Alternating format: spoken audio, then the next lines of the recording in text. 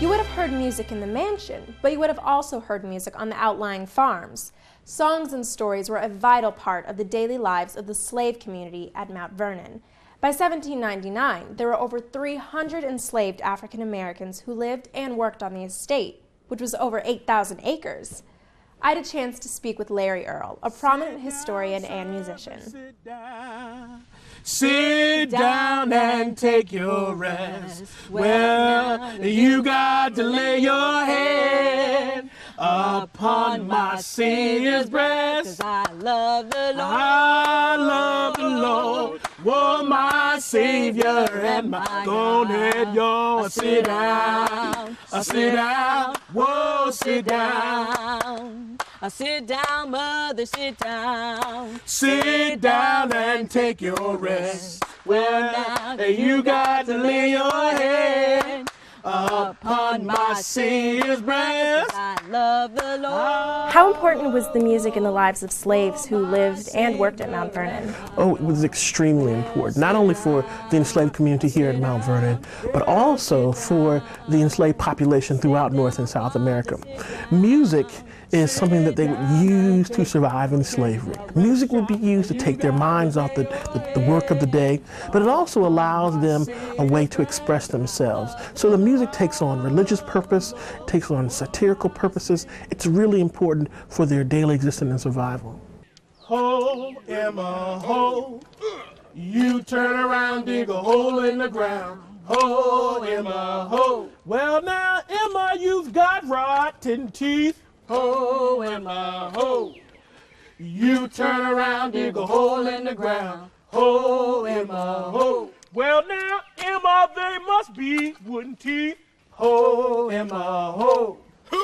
Can you tell us about Ho Emma Ho? Sure. Ho Emma Ho is a great song. It's a classic call work song wherein you can imagine the enslaved community out in the fields doing their work to till up the soil. They all have hoes and they're trying to get the work done. Well, in the call and response fashion, Ho Emma Ho, there's the caller who knows the verse, and there's the responders who call to help keep the pace of the work.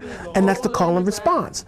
And that would help set the pace of the work, would make sure that the work gets done. And in the enslaved community, if all the work's done, the master's happy, no one will be sold, we'll get our rations on time, we won't work ourselves to death because we're only working as fast as Ho Emma Ho will allow us to, and we keep that song nice and slow.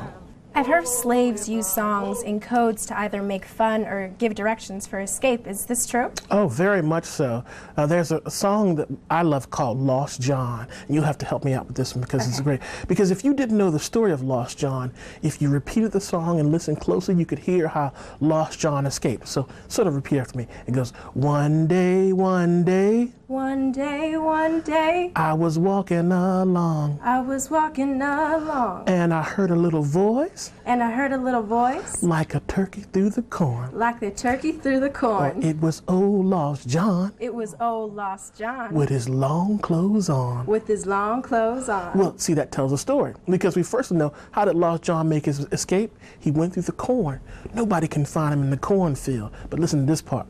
He had a heel in front. He had a heel in front. And a heel behind. And a heel behind. I said you couldn't hardly tell. I said you couldn't hardly tell. Which way he was going. Which way he was going. Now that's pretty funny because the story says that Lost John, he got two pairs of shoes. His old pair of shoes and his new pair of shoes that he got annually. He took the heels off his old shoe and put them on the front of his new shoes. So when he walked, he had a heel in front and a heel behind. And you couldn't hardly tell which way he was going. Perfect. Great for telling how Lost John made his escape from slavery. Songa alafia, ashe, ashe. Songa alafia, ashe, ashe. Greetings to you, my friends. Ashe, ashe. Greetings to you, my friends. Ashe, ashe. Has this early music influenced music today? Very much so. We look at the African American contribution to the American experience. Music is one way that's easily identifiable to see how they contributed.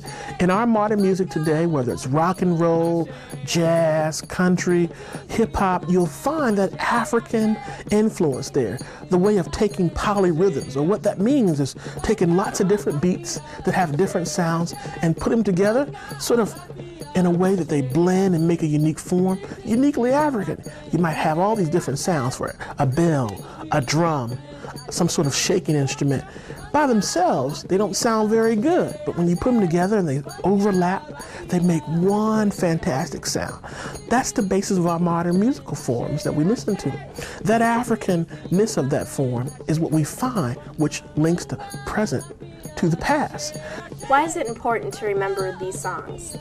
It's important to remember these songs because they provide for us a model on how we can overcome and survive anything if we just use music and our cultural heritage to take us through. The story of how those Africans survive is a great story, and it's an American story that's been told through our music.